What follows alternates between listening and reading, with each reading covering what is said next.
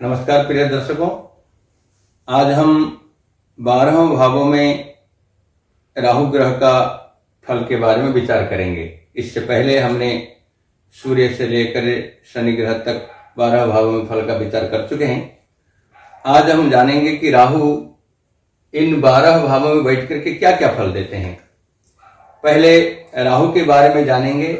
आप जानते हैं राहु एक दैत्य थे जो अमृत बांटने के समय में सूर्य और चंद्र के बीच में बैठ के और भगवान विष्णु उनका सिर छेदन किया। तो राहु जो है उस दैत्य का शिर भाग है। राहु शिरा ऐसे लिखा हुआ है। ये वास्तविक छाया ग्रह है। इनको ग्रह मंडल में स्थान दिया गया है। ये जिस राशि में बैठेंगे या जिस ग्रह के साथ में बैठेंगे उसी का स्वरूप का फल देंगे, क्योंकि हर व्यक्ति का छाया अपने शकल के आधार पर अलग अलग होता है। तो राहु विशेष करके स्थान के आधार पर या फिर उसके साथ में बैठने के ग्रहों के आधार पर फल देते हैं। चलिए यहां से शुरू करते हैं। राहु प्रथम भाव के बैठ करके क्या फल देंगे। अच्छा, एक बात और जानेंगे कि जैसे हर ग्रहों का 7वां दृष्टि है, इसका भी 7वां दृष्टि पूर्ण दृष्टि है, और बृहस्पति का जो दृष्टि के आधार पर भी इनका दृष्टि दे दिया गया है। ये पंचम को भी पूर्ण दृष्टि से देखते हैं और 9वें स्थान को भी पूर्ण दृष्टि से देखते हैं। राहु हमारे प्रथम भाव से हम व्यक्तित्व का स्वरूप का विचार करते हैं। तो राहु यहां बैठ करके शरीर में कहीं ना कहीं आप मान के चलें अपंग स्थिति को पैदा कर सकता है। राहु जैसे चिड़चिड़ापन होगा, मन में क्रोध होगा और कहीं ना कहीं शरीर में टेढ़ापन भी आ सकता है। जो टेढ़ापन शरीर में आता है राहु की वजह से भी आ सकता है। ये बैठ करके राहु लग्न में दिक्कत करते हैं। व्यक्ति को एक सोचने का, एक मन में एक क्षोभ का एक स्थिति बनाते हैं। और यहां बैठ करके राहु पंचम स्थान को पूर्ण दृष्टि देखते हैं विद्या बुद्धि संतान में, क्योंकि ये उस स्थान को वैसे ही प्रभावित करेंगे जैसे जिस स्थान में बैठते हैं। इनका दृष्टि भी इसी प्रकार प्रभावित होगी। तो राहु कहीं ना कहीं शनि से ज्यादा पाप ग्रह माना गया है। तो पंचम स्थान में विद्या बुद्धि संतान के लिए हो सकता है उसमें रुकावट पैदा करें। और हाँ, व्यक्ति पढ़ाई में मन ना लगे लेकिन फिर भी पढ़ाई में अच्छा नंबर ले आते हैं। इस प्रकार का एक पंचम स्थान का स्थिति है। सप्तम स्थान को देखेंगे, ग्रह क्लेश के बारे में कुछ ना कुछ बनाए रखेंगे। पति पत्नी के साथ में एक अनबन रह सकता है या टूटने का कागर बन सकता है। यदि पापा पीड़ित हो, राहु इस प्रकार का स्थिति में हो तो गृहस्थी को खराब कर सकते हैं। यहां बैठ करके राहु 9वीं दृष्टि से 9वें भाव को देखते हैं। तो 9वां भाव भाग्य का और धर्म का है। तो धर्म में रुचि नहीं रहेगा, धर्म कर्म में विमुख रहेंगे। हाँ, आय जरूर कराएंगे क्योंकि भाग्य बना रहेगा कहीं ना कहीं भाग्य संबंध, लेकिन विलंब से कार्य हो सकता है। दूसरे स्थान में आते हैं। दूसरा स्थान पैतृक संपत्ति का है, धन का है, कान का है, आंख का है। यहां बैठ करके वाणी का भी कभी कभार स्थिति बनता है। तो राहु वाणी को खराब कर सकते हैं। वाणी में मधुरता नहीं होगी, वाणी में कटुता होगी और कहीं ना कहीं पैतृक संपत्ति को नुकसान करने की स्थिति में रह सकते हैं। कान में या आंख में कुछ परेशानी डिफेक्ट दे सकते हैं या रुग्ण करा सकते हैं। यहाँ बैठ करके राहु छठे स्थान को देखेंगे। छठे स्थान रोग ऋण का है। यहाँ हो सकता है शत्रुता और ऋण बढ़ा सकते हैं, लेकिन ये बहुत दिन तक नहीं रहता है। राहु आपको बताए थे, शनि राहु ये आते आते हो सकता है कुछ समस्या कर जाए, लेकिन जाते जाते इनका अंतिम समय अच्छा होता है, कुछ ना कुछ फल दे जाते हैं और रोग ऋण का समाप्ति भी कर सकते हैं। यहाँ बैठ करके अष्टम स्थान को देखते हैं। अष्टम स्थान भी मारक स्थान है। तो ऐसे स्थिति में शरीर में चोट मोच लग सकता है, एक्सीडेंटल केस बन सकता है, हड्डी से संबंधित समस्या बन सकती है, शरीर के निचले हिस्से में बीमारी हो सकता है।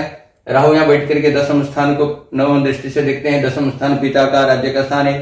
पिता से अनबन हो सकता है, पिता से मतभेद हो सकता है। आप सर्विस करने जाएंगे, आप मेहनत करेंगे, लेकिन आपका मेहनत के हिसाब से आपको फल नहीं मिलेगी।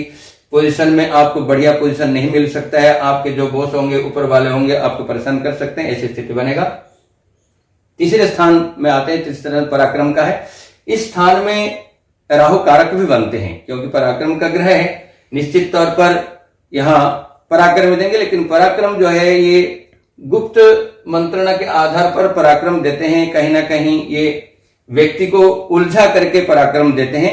एक सीधा जो पराक्रम होता है, राहु यहाँ क्योंकि सीधा ग्रह है ही नहीं, टेढ़ा चलने वाले, उल्टे चलने वाले हैं, ये सारे ग्रह ऐसे चलते हैं, लेकिन ये राहु और केतु उल्टा चलते हैं, तो टेढ़ापन इनमें बना रहता है। ये रुक रुक करके, रुकावट करके काम करते हैं, तो पराक्रम तो रहेगा ही। निश्चित तौर पर राहु बढ़िया होगा तो व्यक्ति सेना में भी जा सकता है, बड़े अधिकारी बन सकते हैं, लेकिन एक मन में कटुता बना रहता है निश्चित तौर पर। यहां बैठ करके राहु पंचम दृष्टि सप्तम स्थान को देखते हैं, तो दृष्टि भी इसी प्रकार का होता है। पत्नी और जो है यहाँ व्यापार के स्थान से भी संबंध रखता है।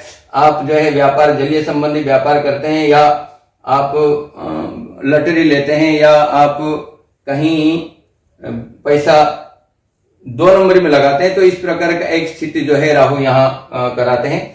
तीसरे स्थान में बैठ करके नवम स्थान को सप्तम दृष्टि से देखते हैं, नवम स्थान भाग्य स्थान है, तो ये इस प्रकार का स्थिति में भाग्य में भी रुकावट पैदा करते हैं। भाग्य बहुत अच्छा होता है, बहुत बढ़ा देते हैं राहु कारक, क्योंकि कारक ग्रह का दृष्टि होता है। हर काम में ये कहीं ना कहीं सोच में बहुत ज्यादा व्यक्ति को डाल देते हैं, एक मन में एक विचार बना देते हैं। वो विचार आपके यदि पक्ष में होता है तो ठीक है, यदि पक्ष नहीं में होता है तो नुकसान होता है। अब चतुर्थ स्थान में चलते हैं। चतुर्थ स्थान जो है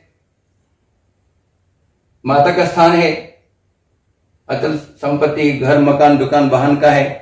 यहां राहु बैठ करके माता के स्वास्थ्य में खराब कर सकते हैं, लेकिन संपत्ति में कहीं झगड़ा का संपत्ति ना लें, ऐसे संपत्ति लें जिसमें आपको ज्यादा नुकसान ना हो।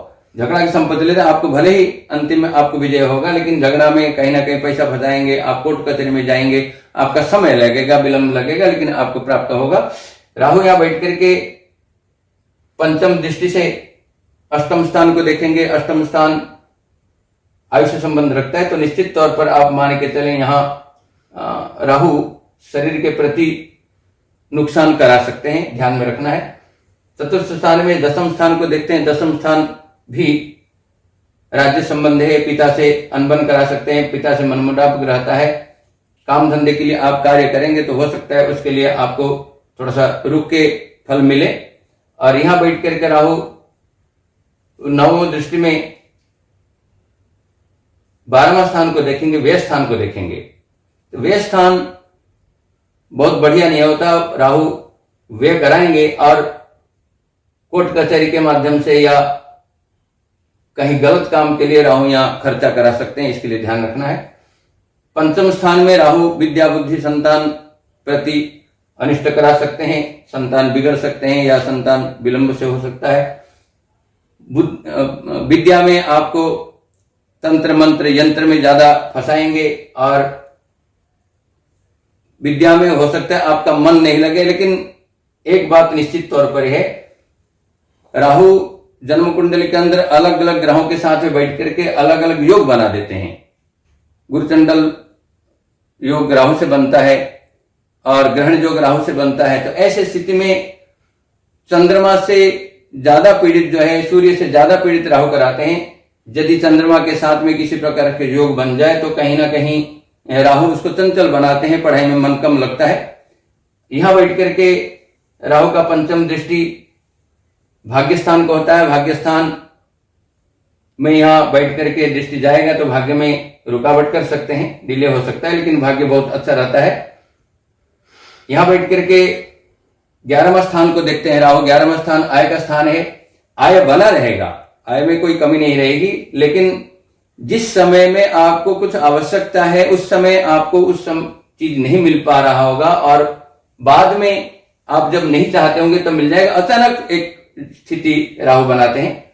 यहां बैठ करके लग्न को देखते हैं। लग्न में शरीर के प्रति, व्यक्तित्व प्रति कहीं ना कहीं गुस्सा, कहीं ना कहीं टेंशन, इस प्रकार एक माहौल राहु बनाते हैं लग्न को देखने से। छठे स्थान में आते हैं। षष्ठ स्थान रोग ऋण का है।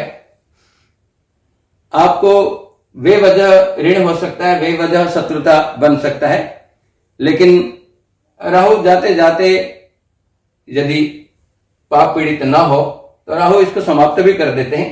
यहाँ बैठ कर राहु पंचम दृष्टि से दसम स्थान को देखते हैं। दसम स्थान में आपके जो हेड ऑफ द डिपार्टमेंट होंगे या जो अधिकारी होंगे उनसे भी कुछ अनबन करा सकते हैं। राहु बैठ करके पिता के स्वास्थ्य के लिए खराब कर सकते हैं। यहाँ बैठ के राहु 12वां स्थान में देखेंगे। 12वां स्थान व्यय का हो सकता है, कुछ अचानक व्यय हो जाए और आपको कुछ ऐसे गलत आदत पड़ जाए जिससे आपको व्यय करना पड़े, कोर्ट कचहरी के लिए, मुकदमा के लिए आपको खर्चा करना पड़े, शरीर में कुछ ऐसे रोग हो जाए जिसके लिए आपको खर्चा, अचानक खर्च का योगी बनेगा। और यहां बैठ करके राहु द्वितीय स्थान को देखते हैं। द्वितीय स्थान अचल संपत्ति का है, तो ऐसी स्थिति में अचल संपत्ति बना रहेगा लेकिन उसमें सेंध लगने का विचार है, लेट लपेट का होने का विचार होता है।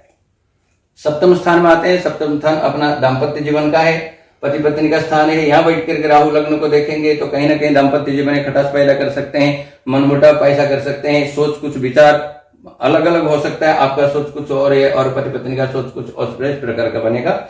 यहाँ बैठ करके राहु एकादश स्थान को देखते हैं तो 11वें स्थान में निश्चित तौर पर आय का योग है। तो आपका आय जो है, आप यदि ऐसे कोई चीज व्यापार करते हैं जो राहु से संबंधित है, ऐसे स्थिति में आपका व्यापार में वृद्धि हो सकता है, आय भी अच्छा हो सकता है।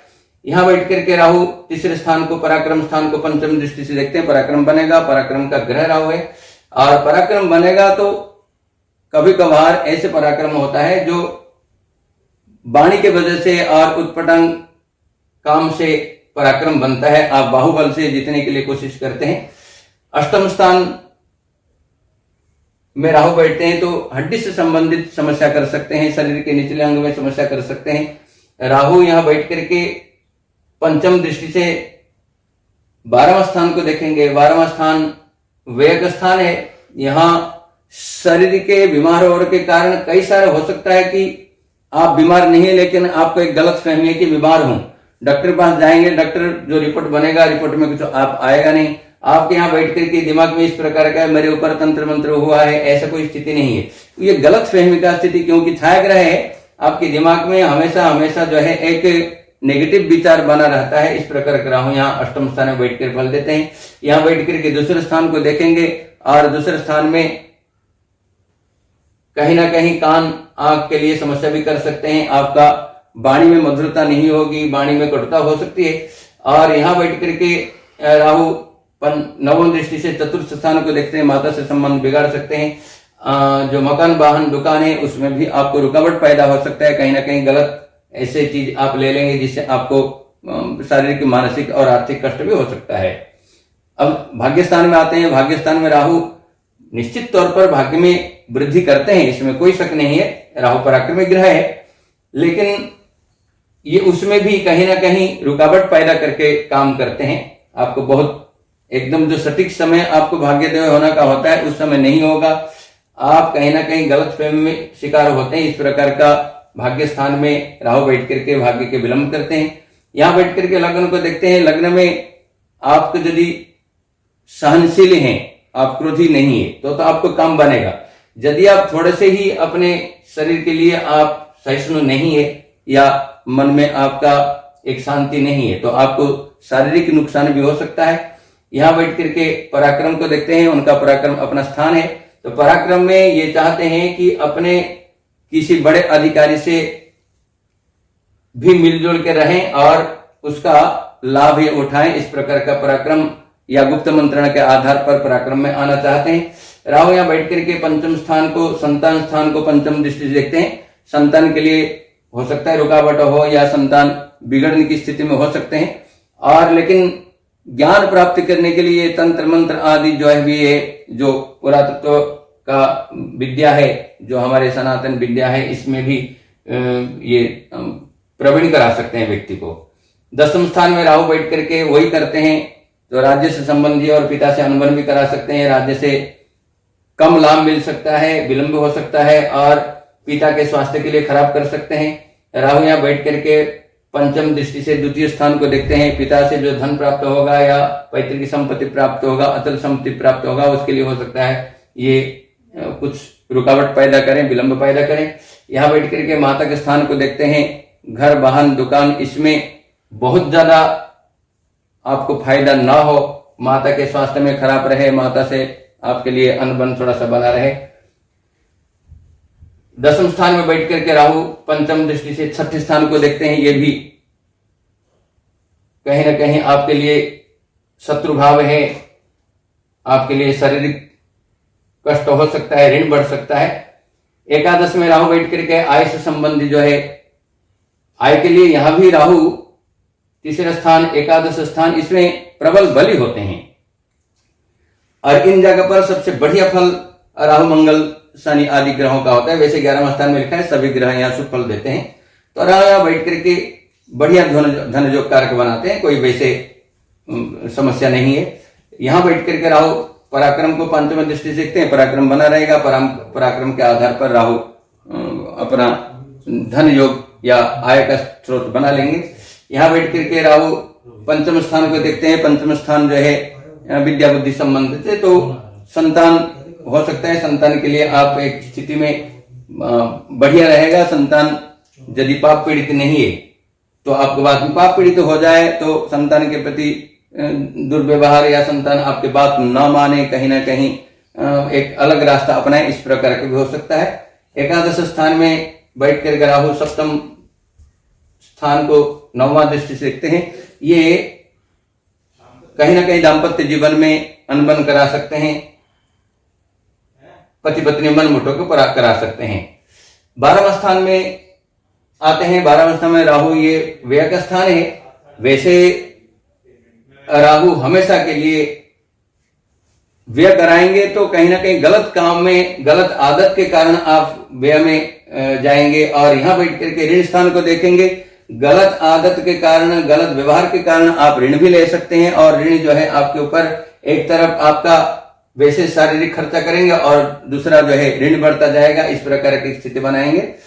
यहां बैठ करके राहु पंचम दृष्टि से चतुर्थ स्थान को देखते हैं। और यहां बैठ करके राहु 9वीं दृष्टि से अष्टम स्थान को भी देखते हैं। अष्टम स्थान शारीरिक कष्ट हो सकता है। आपको ऐसे कोई बीमारी हो जाए जिसको आपको समझ में नहीं आए, डॉक्टर या रिपोर्ट सही आए और आपको एक बार गलत में मेरे शरीर में बीमार है, इस प्रकार का एक छायाग्रह होने के कारण कहीं ना कहीं आदमी को उलझाए रखते हैं। और इस उलझन में व्यक्ति कहीं ना कहीं परेशान होता रहता है।